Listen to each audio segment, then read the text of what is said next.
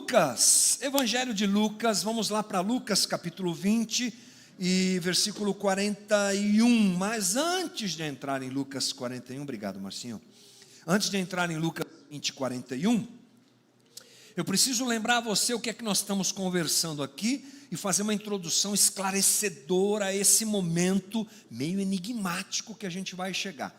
Às vezes as coisas enigmáticas só são vistas de forma enigmática porque a gente não presta atenção no que vem antes. A gente não constrói uma narrativa que vem antes, não presta atenção no que está escrito no texto, registrado no texto. Aí chega naquela parte difícil, a gente fala, mas o que ele está falando? Não consigo entender. Mas é porque às vezes falta essa sequência, coisa que nós estamos tentando fazer aqui da melhor maneira possível, estudando Lucas, né? Então vamos nos lembrar, onde Jesus está? Jesus está em Jerusalém, capital, lá em Israel. Que momento que ele está vivendo? Páscoa, momento da Páscoa. A cidade está apinhada de gente, de todos os lugares que vêm participar da festa da Páscoa, lá na capital. E eles vão para onde? Para o templo. Toda a narrativa que nós temos, depois que Jesus entra na cidade, isso está no capítulo 19, versículo 29, ele entra na cidade, aquela festa toda acontece, ele vai para o templo. Os olhos de Lucas acompanham Jesus para onde? Para o templo. Tudo que a gente lê aqui está acontecendo dentro do templo. No 19:45, depois que ele entra, capítulo 19, versículo 45, Jesus expulsa os comerciantes lá do templo, denunciando o coração da liderança religiosa do templo, que era completamente comercial e queria muito mais ganhar dinheiro. Essa que era a coisa mais importante para eles, como nós já conversamos aqui. Aí nós temos uma entrada no capítulo 20 e uma sequência de coisas que eu preciso te lembrar que aconteceram.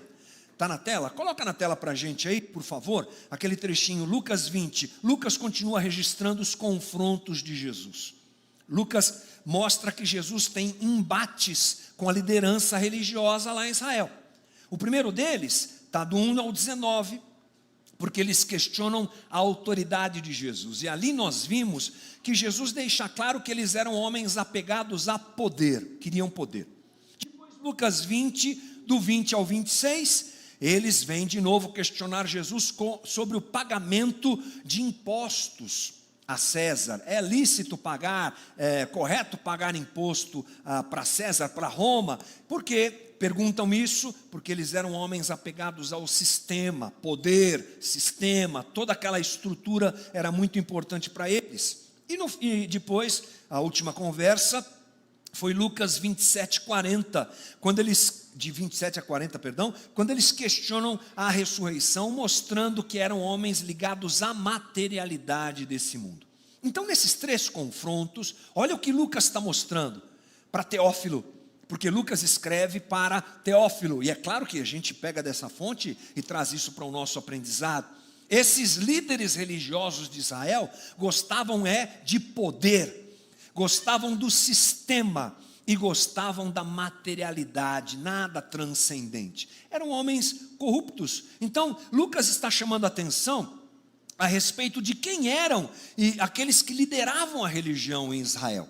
E ele cita os grupos, ele cita os chefes dos sacerdotes, ele cita os escribas, ele cita os líderes do povo, ele cita os herodianos, ele cita os fariseus, ele cita os saduceus.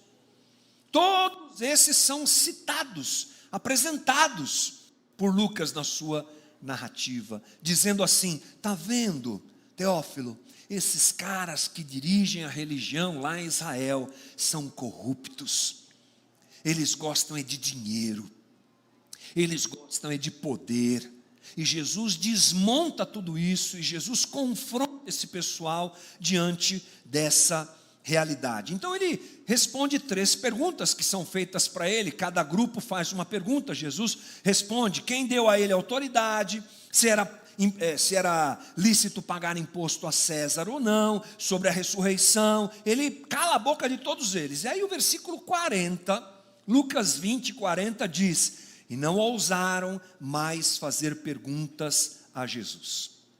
Se encerra a discussão. Os discípulos de Jesus e o povo que o acompanha percebe que eles estavam diante de um grupo que liderava a religião de Israel, completamente corrupto, completamente ganancioso e incrédulo. Era isso. E aí, depois de Jesus escancarar tudo isso, nós temos o início do trecho que nós vamos aprender, conversar e tentar entender juntos hoje aqui, que é o versículo 41 até o 44. A gente vai devagarzinho aqui para aprender. Então, depois de Jesus escancarar o coração daquele pessoal nesses 3 confrontos, foram os 3 últimos domingos que nós conversamos aqui, ele faz uma pergunta. A pergunta é essa, Lucas 20, 41. Mas Jesus lhes perguntou: como se pode dizer que o Cristo, o ungido ou o Messias, é filho de Davi? Esse ungido e Messias fui eu que acrescentei aqui no texto para a gente entender melhor o que está acontecendo. Mas para a gente entender melhor ainda, eu vou recorrer a Mateus, porque Mateus registra essa mesma conversa, essa mesma pergunta, de um jeito mais didático para nós. Mateus 22, 42 diz assim: o que vocês pensam do Cristo? Bom, vamos lembrar, a palavra Cristo aqui, Christos, no grego, é o ungido. É o Messias, que eu já citei aqui. Aquele que sobre quem o Antigo Testamento profetiza que viria. O libertador, o enviado de Deus para colocar a casa em ordem. O redentor de tudo, aquele que resolveria as questões definitivas de Israel. Aquele que daria jeito na história. O que é que vocês pensam sobre o Cristo? Não é uma pergunta interessante? É uma pergunta interessante, estranha, diria, diferente, diria, porque é o próprio Jesus perguntando sobre isso para aqueles que estavam ali perseguindo Jesus, questionando Jesus. Bom, por que que Jesus pergunta isso? Vamos entender o seguinte, gente. A partir do momento que Jesus entra em Jerusalém, aliás, antes disso, ele está sendo aclamado como Messias pelo povo. Jesus está sendo aclamado como o Cristo, o Messias. Olha, lá no capítulo 18 desse texto de Lucas, versículo 38, o cego de Jericó, nós já conversamos sobre isso, lá no canto da estrada grita assim: Jesus, filho de Davi, tem misericórdia de mim. Filho de Davi é um jeito de se chamar o Messias, isso está lá no Antigo Testamento. Quando Jesus entra na cidade, tem aquele alvoroço, vocês lembram? As pessoas colocam seus mantos no chão, e o que é que eles clamam? O que é que eles dizem? O que é que eles cantam? Bendito que vem em nome do Senhor. Essa é uma outra forma de se referir ao Messias. Então Jesus está sendo reconhecido como Messias. Uau, que incrível, é verdade. Só que o problema é a visão desse povo sobre o Messias. Para eles, o Messias, nós já explicamos algumas vezes aqui, ele carrega só um aspecto humano na sua messianidade. Seria aquele que chegaria com força, com poder, com glória, com poderio militar inclusive, e colocaria Israel de boa de novo diante dos seus inimigos, principalmente Roma. Uau!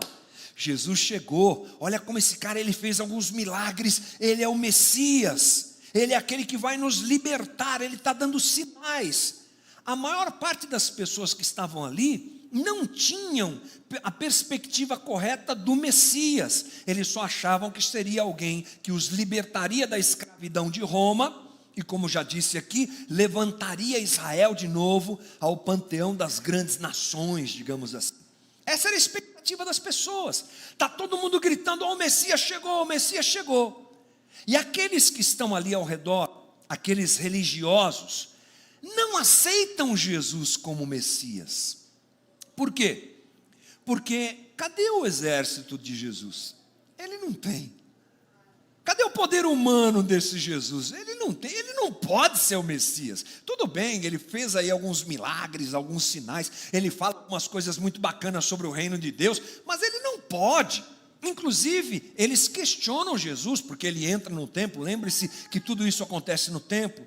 Ele entra no templo, ele expulsa os comerciantes.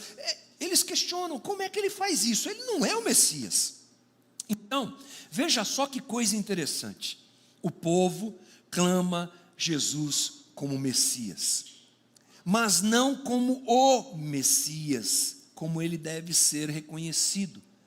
E ao mesmo tempo, isso aqui é uma coisa interessante, ao mesmo tempo que as profecias vão se cumprindo, porque você sabe, se você tem um pouquinho de conhecimento do texto bíblico, que a vinda do Cristo está lá no Antigo Testamento, a vinda do Messias está lá, profetizada. E tudo que acontece em Jerusalém é parte desse plano divino. Deus está operando nisso. Deus está operando na história. Jesus chega, é reconhecido como Messias, apesar de não ser reconhecido adequadamente. Deus está operando aí. Esses que clamam por ele como Messias, daqui a pouco se decepcionarão, porque ele vai ser crucificado. É o mesmo povo que daqui a pouco clama por Barrabás. Nós estamos na semana da morte de Jesus aqui no texto. Então, há uma confusão na cabeça daquelas pessoas, elas não sabem quem é o Messias. Por isso, Jesus pergunta: o que é que vocês pensam sobre o Messias? Estou achando que vocês não sabem quem é o Messias. E aí, Jesus, para esclarecer aquele pessoal quem é o Messias e que ele é o Messias, ele recorre a um texto muito conhecido, Salmo 110. É um texto davídico, que diz o seguinte, só que nós vamos ler em Lucas, né? É Jesus falando o Salmo. Lucas 20, 42. O que é que vocês pensam do Messias? O que é que vocês pensam do Cristo? Aí no 42. Pois o próprio Davi afirma no livro dos Salmos: disse o Senhor ao meu Senhor. Vamos tomar cuidado, porque é um texto, como eu já falei, meio complicado, se ele for lido assim, sozinho, né? Disse o Senhor ao meu Senhor: sente-se à minha direita, até que eu ponha os seus inimigos por estrado dos seus pés. Portanto, Davi chama de Senhor.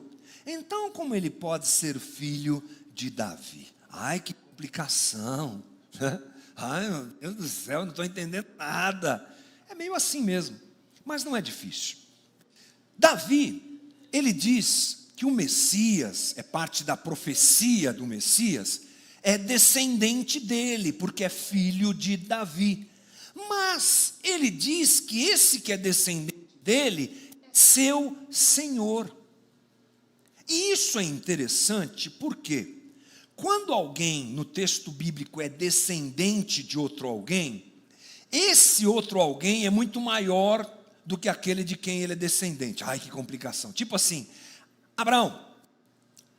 Lá os judeus chamavam Abraão de pai, nosso pai Abraão, porque Abraão está num status muito maior do que esses que chamam ele de pai Abraão, não é? Agora olha que coisa interessante, Davi diz que ele tem um descendente, ou seja, Davi é maior do que ele, mas que esse descendente é senhor de Davi.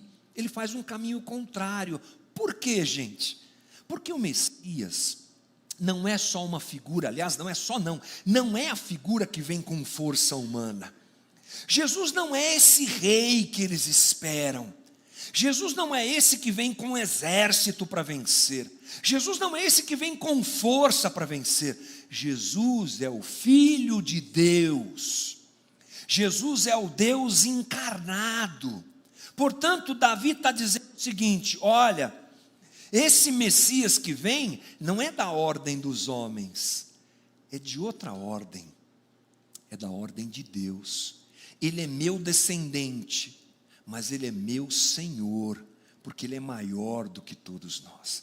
E é isso que os religiosos não entendem, por isso é que eles desprezam Jesus, por isso é que eles rejeitam Jesus. Por isso que apesar de Jesus dar todos os sinais, todos eles, de que ele é o Messias, eles não o querem, eles o rejeitam, eles o ignoram, eles zombam dele, e daqui a pouco eles vão matá-lo, porque ele não vem com poder humano, ele não vem com glória humana. Por isso Jesus está dizendo, olha só o que vocês estão fazendo. Aqui eu entendo que é uma ação misericordiosa de Jesus, sabe? Mais uma vez Jesus está tentando abrir os olhos desse pessoal. Vocês estão me rejeitando, mas vocês não sabem quem eu sou. Eu sou maior do que Davi, porque eu sou o próprio Deus andando entre vocês. Já fiz todos os sinais que vocês podiam querer para entender isso, mas vocês me rejeitam, porque vocês não sabem quem é o Messias. Eu acho que essa é uma pergunta muito importante para a gente pensar também. Quem é o Cristo? Quem é o Cristo? Voltando a Mateus 22, 42. O que vocês pensam do Cristo? É uma pergunta importante, porque uma resposta errada, como aquela que é dada pelos fariseus, saduceus, herodianos e todo esse grupo, não pode ser repetida por nós. Nós precisamos saber quem é Jesus. Nós precisamos saber quem é o Cristo. Nós precisamos saber quem é aquele que nós chamamos de Senhor. Quem é aquele que nós chamamos de nosso mestre. Nós precisamos saber. E Jesus, diante do erro dos fariseus, diante do erro dos religiosos, faz um alerta.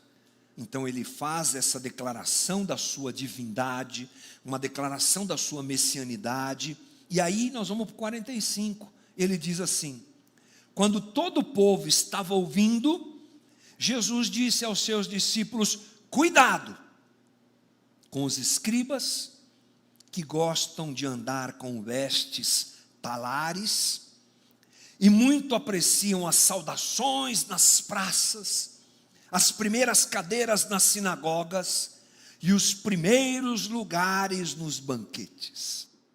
Então olha só, gente, eu falei aqui domingo passado que eu demorei para perceber isso no texto, mas está valendo, porque assim mesmo a gente vai estudando, vai entendendo, vai mergulhando no texto e vai entendendo melhor.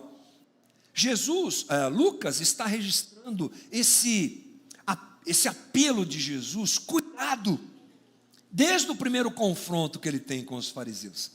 E Lucas está dizendo assim para Teófilo, não seja como esses caras. E aqui Jesus confirma isso, porque ele olha para a multidão, olha para os discípulos e diz, cuidado com esse pessoal. Primeiro, porque eles gostam do sistema. Cuidado com esse pessoal, porque eles gostam de pompa, eles não têm nada de Deus, eles gostam de grandeza, eles gostam de orgulho, eles gostam de ostentação. Deus não está nesse negócio, Deus não está nesse sistema estragado que a sociedade que nós vivemos tanto gosta, tanto exalta, tanto se apega. Eles se importam consigo mesmo, Jesus está dizendo aos seus discípulos. Ou seja, é um perigo que Jesus alerta sobre ele aos discípulos e ao povo, e é um perigo para a gente também, né? Perigo de nós nos deixarmos levar pelas motivações do sistema que nos cerca e trazermos isso para a nossa religião. Foi isso que os fariseus, saduceus e aquele povo todo fez. Os valores da sociedade, os valores desse mundo caído vieram para dentro da religião. E esse é um problema que nós temos que tomar cuidado para que não aconteça conosco. Porque muitas vezes, frequentemente, é o que acontece. Eu vou trocar de microfone. Esse é o perigo, gente. Essa é a dificuldade que nós temos. Permitir que os valores que esse sistema tanto ama entre na nossa religião. Então nós precisamos nos lembrar quem é Jesus para nós. Quem é o Cristo para nós? Esse tipo de pergunta precisa ocupar espaço em nós para a gente não cair na mesma armadilha. Mas o texto segue. Lucas 20, 47. Eles devoram, olha só, Jesus continua falando. Eles devoram as casas das viúvas e para o justificar, fazem longas orações. Estes sofrerão juízo muito mais severo. Jesus está dizendo assim, cuidado com esse pessoal, eles gostam do sistema, cuidado com o jeito que eles vivem, porque eles usam a religião inescrupulosamente para alcançar o que mais desejam, dinheiro e poder. Ele diz aqui, eles devoram as casas das viúvas. Sabe que expressão é essa? É aqueles que ficam perto das mulheres e convencem as mulheres a deixarem aquilo como herança para eles. Trabalham o coração das pessoas de forma leviana, porque têm interesses nisso. Chegam a enganar viúvas, exploram os frágeis, não têm o menor temor e o menor respeito à vida alheia. É esse grupo que representa categoricamente a religião, que chega até a gente hoje, e que está aí diante de nós, que nós devemos tomar cuidado, para não sermos como eles. Tome cuidado, perigo, é um perigo para os discípulos. Tudo começa timidamente, mas a religião é sorrateira, e daqui a pouco nós estamos vivendo a nossa relação com Deus, achando que estamos fazendo isso, baseados nessa religião que explora pessoas e que exalta o sistema em que vivemos. Então Jesus arrebenta com esses caras.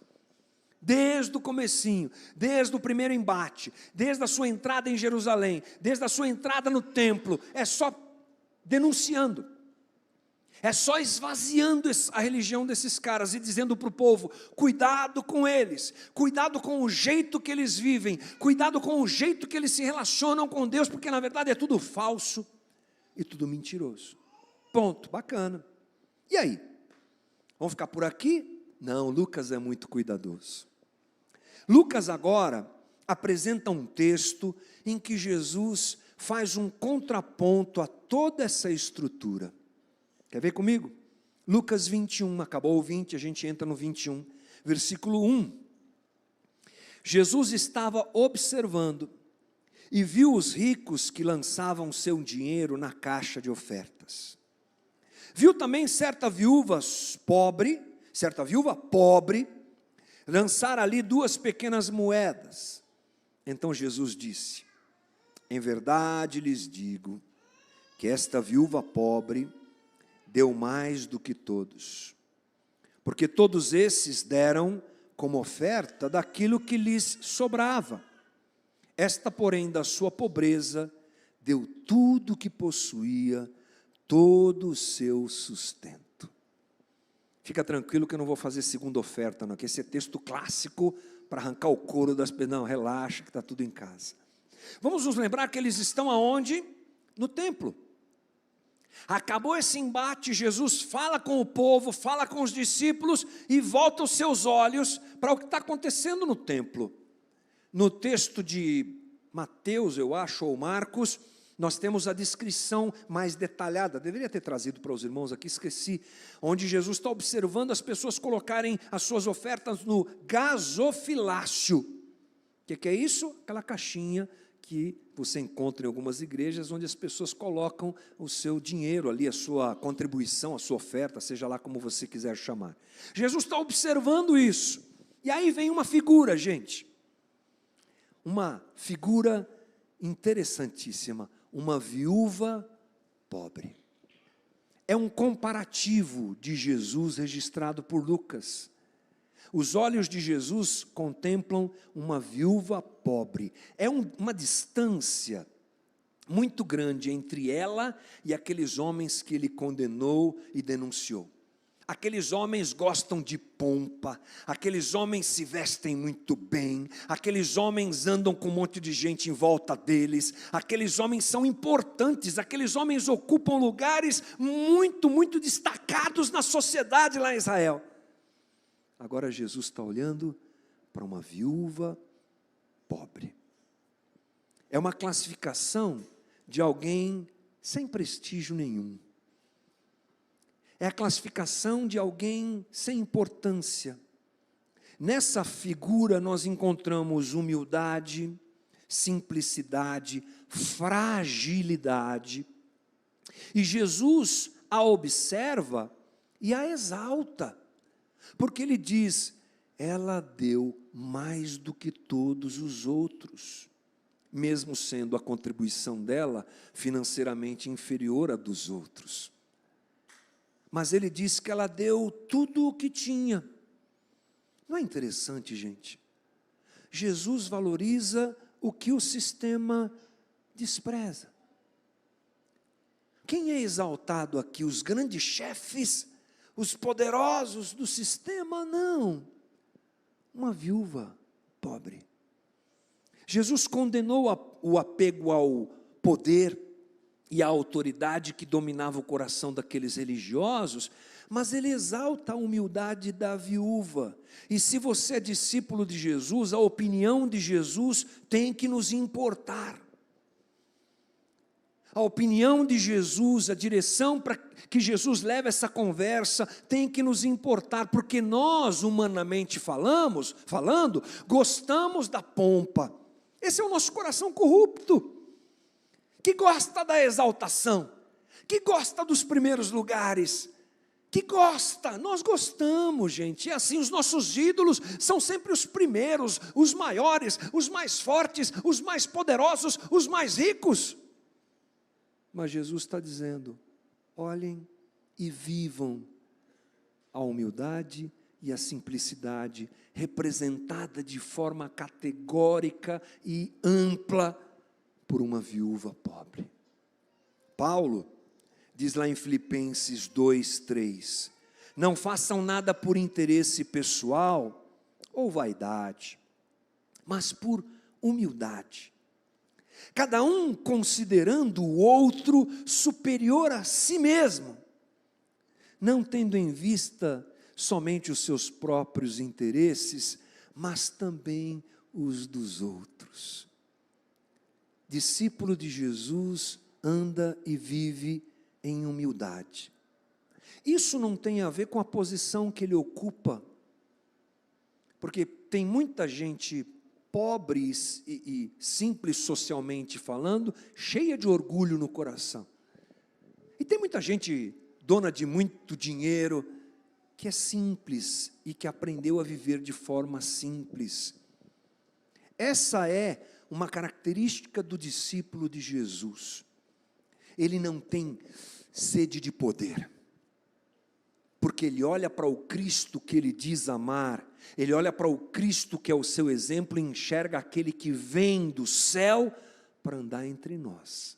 É aquele que se diminui em nosso favor, e um discípulo de Jesus segue esse mesmo caminho, que é o caminho da humildade. A segunda coisa é que Jesus diz que ela deu mais do que todos, da sua pobreza deu tudo o que possuía, todo o seu sustento. Não é interessante isso? Há pouco nós vimos, ou nesses últimos domingos, um grupo de religiosos que era aprisionado ao sistema, aprisionado ao dinheiro e aprisionado ao poder. Agora nós temos o retrato de uma viúva que dá tudo.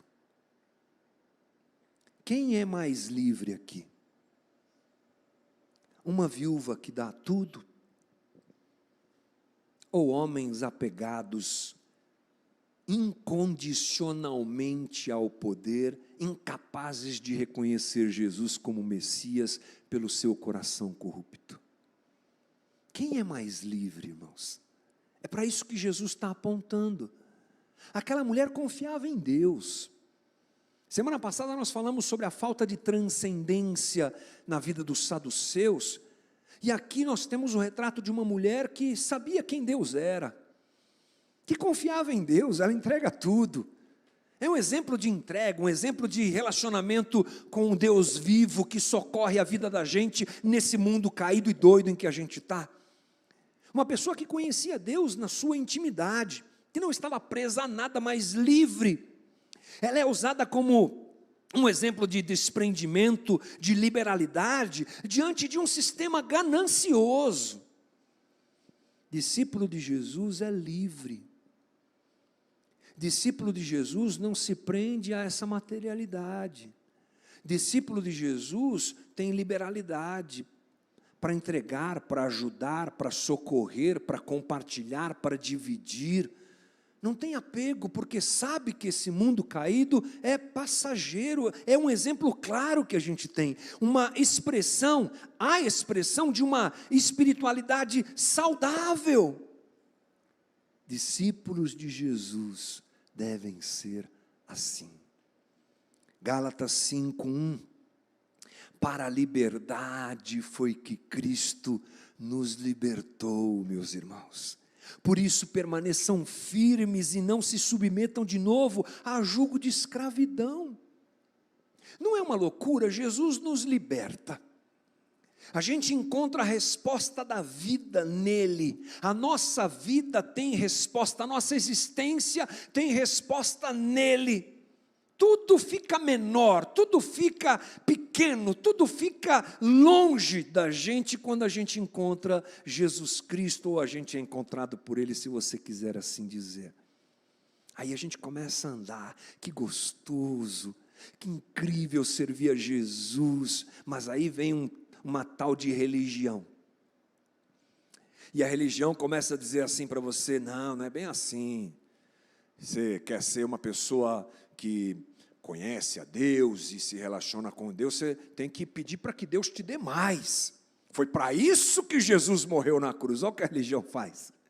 Aí daqui a pouco nós que éramos livres, nós que éramos saudáveis na nossa relação com Deus, daqui a pouco voltamos à escravidão. Paulo fala sobre isso aos Gálatas, porque os cristãos ali estavam sendo assediados para voltarem às práticas, ou para adotarem as práticas da religião judaica. Mas aqui a gente pode pensar dessa maneira, sem dúvida, sem medo de errar, que é o caminho que a religião nos propõe. Irmão, permaneça-se livre, a tua maior riqueza é Jesus. Tua maior riqueza é Jesus. Eu sei que a gente é cercado por um sistema que fica bombardeando coisas diferentes disso. Cuide do seu futuro, cuidado, você tem que ter, se você não tiver, é sinal de que Deus não está te abençoando. Balela furada, mentira, usando o texto bíblico, violentando o evangelho, para você se tornar de novo alguém aprisionado. Nosso exemplo aqui é a viúva pobre, e não os gananciosos da religião. Terceira e última coisa, incrível, ela encontra Deus no meio da religião. Que legal isso, gente. Lembra onde ela está? No templo. Completamente corrupto o templo. Completamente atrapalhado. Toda essa liderança que a gente viu aí esses últimos domingos estão lá, fazendo a roda girar, a roda do poder, a roda do sistema, a roda do dinheiro. Uhul! Topa tudo por dinheiro.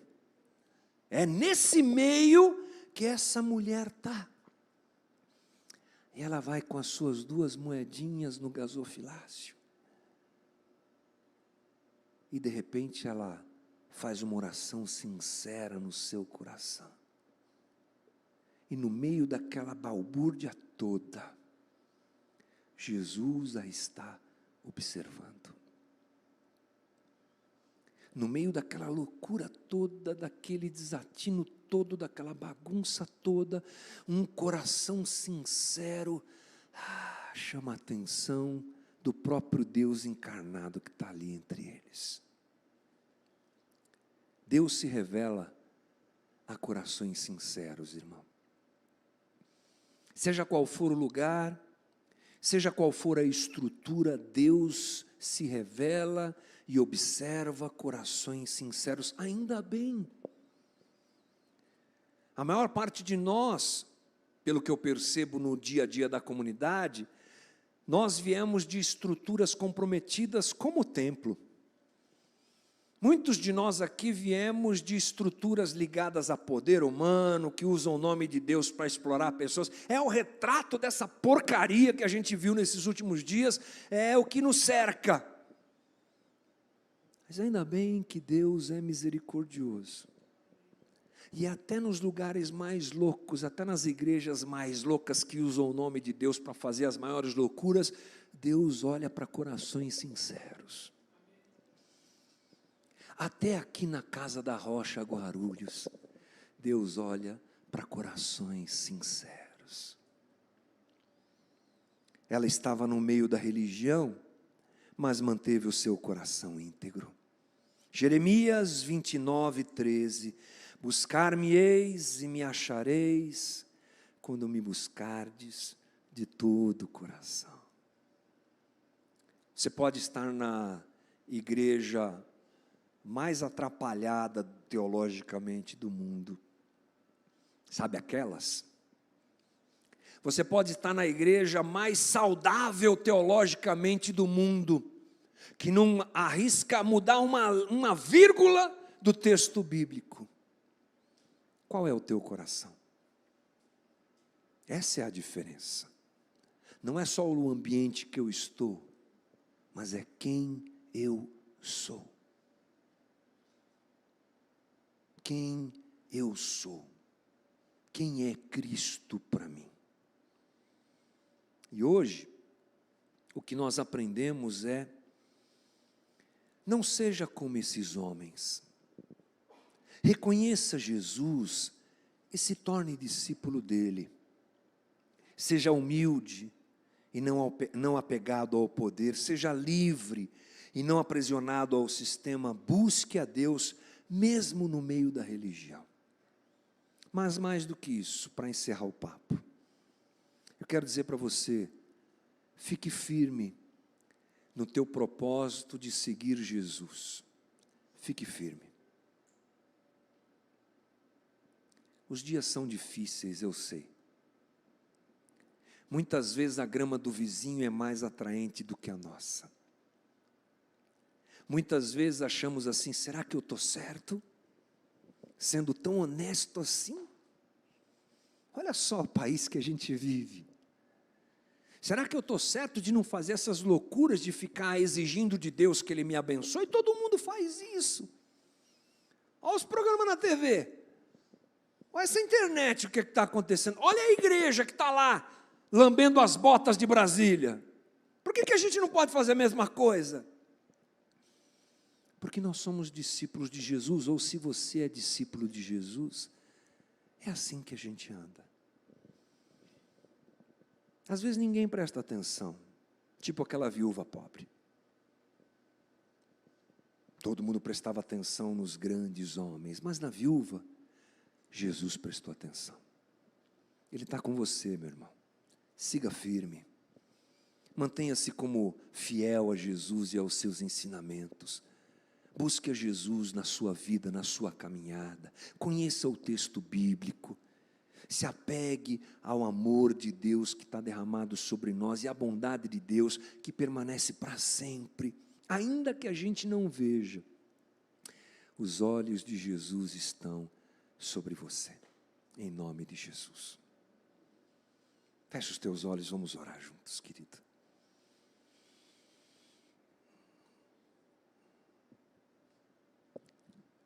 Senhor Jesus,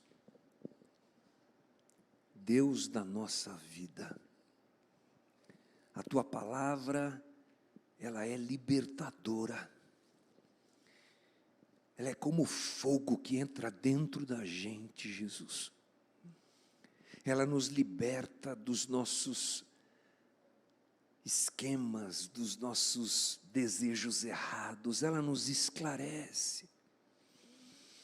E essa é uma manhã que eu espero que ela surta esse efeito no meu coração em primeiro lugar e na vida dos meus irmãos que estão aqui.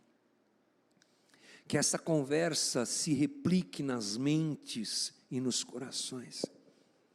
Que essa conversa nos faça continuar seguindo como discípulos de Jesus, na humildade, no amor ao próximo, no desapego desse sistema falido, no desapego daquilo que tanto corrompe corações, na lida, no dia a dia, no contato com pessoas, no relacionamento com a família, no relacionamento com os irmãos aqui da comunidade, no trabalho, no dia a dia. Jesus, a gente quer viver o Teu Evangelho. Protege-nos, afasta-nos, continua nos alertando dos perigos dessa religião morta, má, e nos ajuda, como discípulos de Cristo que somos, a andar em humildade, a andar nos valores do reino, a andar diante do Senhor. Aos irmãos que estão abatidos e cansados, que sejam levantados por Ti nessa manhã.